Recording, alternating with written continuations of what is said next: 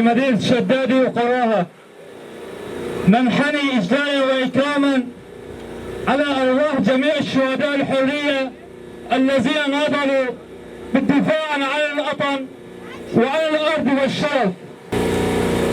كما نرى من عدة سنوات وحتى يومنا هذا يقوم الدولة الفاشية التركية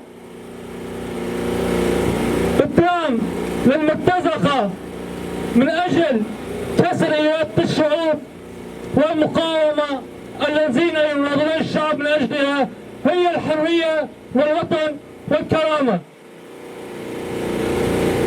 لن يكفي بإرسال المرتزقة بهجم طائرات مسيرة يقوم دولة تركيا بضرب الطائرات الحربية على مدن وقرى.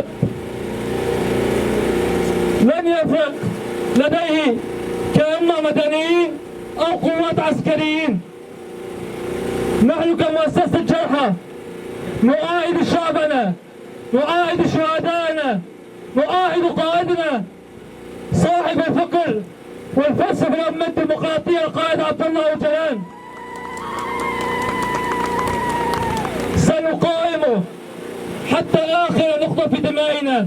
مالك منا شيل كلابك وارحل عنا. أردوغان مالك منا شيل كلابك وارحل عنا.